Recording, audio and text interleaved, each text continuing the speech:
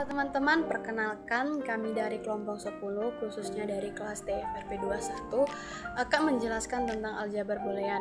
Tapi sebelum itu kami akan memperkenalkan anggota kelompok kami. Yang pertama yaitu ada Christian Gabriel Simanjuntak dan rekan saya Yusril Kauzi. Kemudian kita masuk ke dalam materi yang pertama yaitu tentang definisi aljabar boolean. Aljabar boolean atau dalam bahasa Inggris disebut dengan Boolean algebra adalah matematika yang digunakan untuk menganalisis dan menyederhanakan gerbang logika pada rangkaian-rangkaian digital elektronika.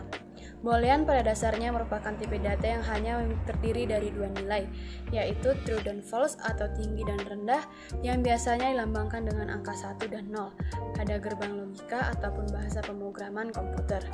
Aljabar boolean ini pertama kali diperkenalkan oleh seorang matematikawan yang berasal dari Inggris pada tahun 1854. Nama boolean sendiri diambil dari nama penemunya yaitu George Boole.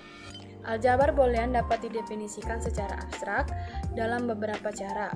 Cara yang paling umum adalah dengan menspesifikasikan unsur-unsur pembentuknya dan operasi-operasi yang menyertainya.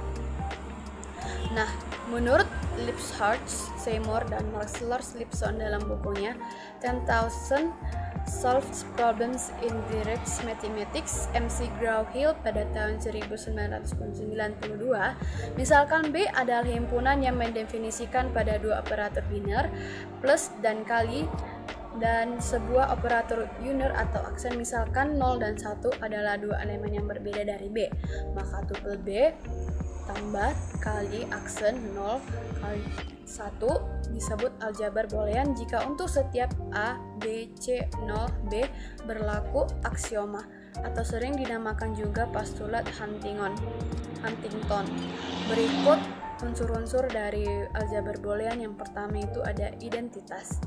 Yang pertama, A tambah 0 sama dengan A. Yang kedua, jika A kali 1 sama dengan A. Yang kedua ada komutatif. Pertama, misalkan A tambah B, maka hasilnya adalah B tambah A. Yang kedua, jika A dikali B, maka hasilnya B kali A. Yang ketiga ada distributif. Yang pertama, jika A dikali B tambah C sama dengan, hasilnya akan menjadi A dikali B tambah A dikali C. Yang kedua, A tambah B kali C sama dengan A tambah B dikali A tambah C. Kemudian yang keempat itu ada komplement. Untuk setiap A0B terdapat elemen unik A aksen 0B, sehingga jika yang pertama A tambah A aksen sama dengan 1, yang kedua jika A dikali A aksen sama dengan 0. Elemen 0 dan 1 adalah dua elemen unik yang berada di dalam B. 0 disebut elemen terkecil dan 1 disebut elemen terbesar. Kedua elemen unik ini dapat berbeda-beda pada beberapa aljabar boolean. Misalnya I dan U pada himpunan false dan true pada proposisi. Namun secara umum kita tetap menggunakan 0 dan 1 sebagai elemen unik yang berbeda. Elemen 0 disebut elemen 0, sedangkan elemen 1 disebut elemen unit. Operator tambah disebut operator penjumlahan, sedangkan titik disebut operator perkalian, dan aksen disebut operator komplement. Baiklah teman-teman, untuk materi selanjutnya akan dilanjutkan oleh rekan saya yaitu Yusril. Baik, di sini saya akan menjelaskan tentang perbedaan aljabar boolean dengan aljabar biasa.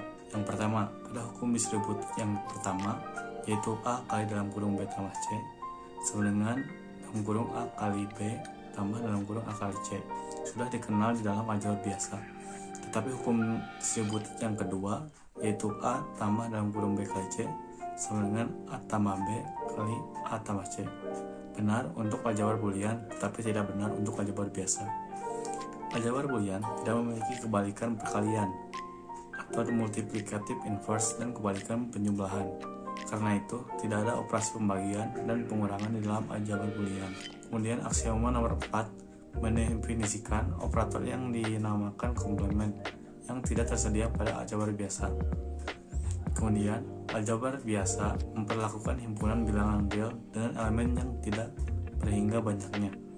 Sedangkan aljabar boolean memperlakukan himpunan elemen B yang sampai sekarang belum didefinisikan, tetapi pada aljabar boolean dua nilai, B didefinisikan sebagai himpunan dengan hanya dua nilai, yaitu 0 dan 1. Hal lain yang penting adalah membedakan elemen himpunan dua perubahan atau variabel pada sistem aljabar. Sebagai contoh, pada aljabar biasa, elemen himpunan bilangan real adalah angka, sedangkan perubahan seperti A, B, C, dan sebagainya.